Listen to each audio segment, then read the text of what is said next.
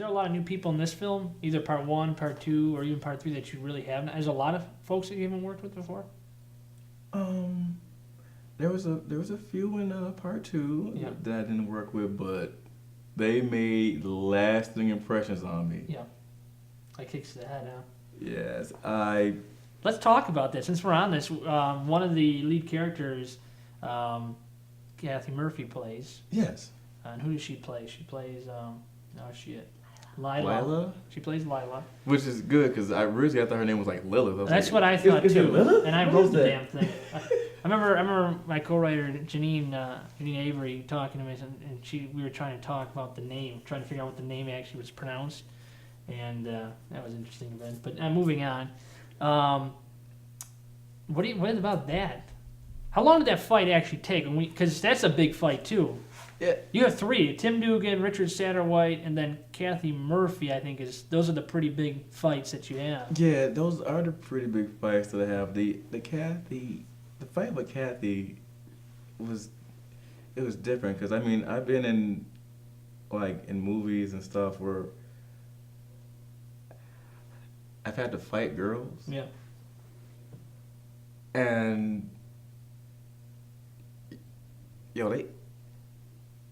they hit hard. Guys be like, ugh. Yeah. But we had a strict code with this one. Remember? No punches in the face. No punches, yes. As the black guy could not punch the chick in the face. And we didn't want that. Yeah, no. Because I think there's a code of ethics with the black guy. There is a code. There is a code. Not go over. Yes.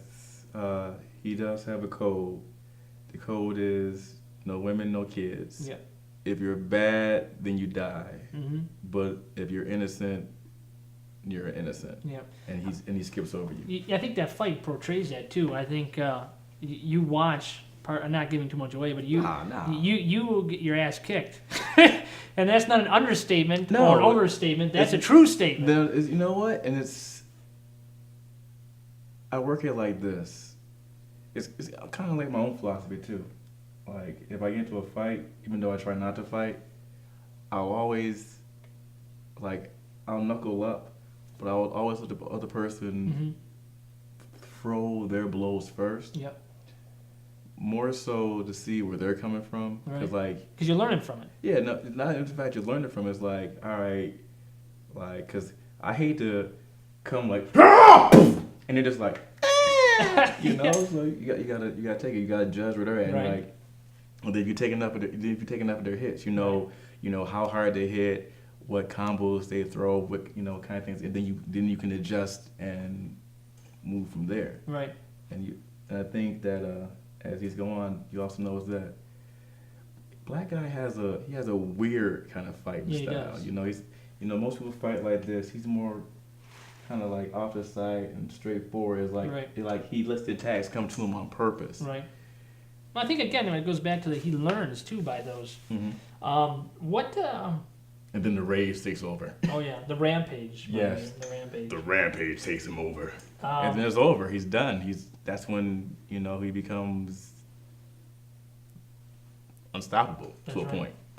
What do you think going further, knowing what 2's going to offer or what's going to offer folks, and what 3 is ultimately going to offer, is being like a prequel to the saga here? Yeah. What do you think of the story? Where is it going to go from here?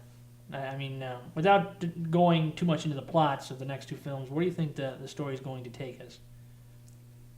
Do you think he finds McMurphy? Oh, he's a fucking Murphy. You do? And he's going to do something McNasty to him. McNasty? McNasty to him. McNasty. That's a new word. McNasty.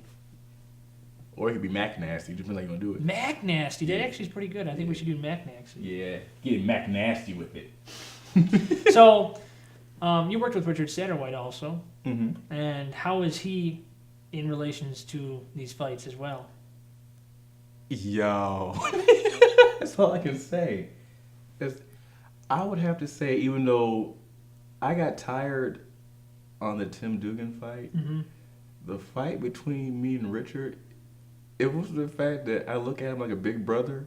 If you watch the fight, you'd be like, they must really hate each other because, we went all out. I think we did. Yeah, I think he did too. And then we did that a couple of times. A couple more times. And then there were some accidents that happened during the fights that was just like, do that again. I was like, we ain't mean to trip. Yeah, that's right. What do you think about locations during filming, like Black Eye 1, Black Eye 2? Now we're going into Black Eye 3. What do you think of these locations that we've been filming at? I'm amazed we get them. Yeah. I'm amazed. Let us come back. Yeah, thank you. Yeah. What does it feel to kind of fight these? Like each movie, you're fighting these epic, like characters. I think these have been very good character films in my eyes. Yeah. Especially Homicidal Vengeance with, the Black Irishman.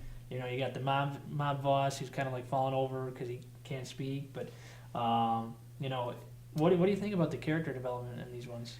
In a 20-minute span, mind you. You know what? In a 20-minute span, you get these characters, they're introduced, you're automatically like, they're interesting, but there's just something about them that I just don't like. Oh! Here comes somebody to fix it. Yay! It's the magically appearing black guy. Yeah. And he magically appears. At least twice throughout 2 films, Yeah.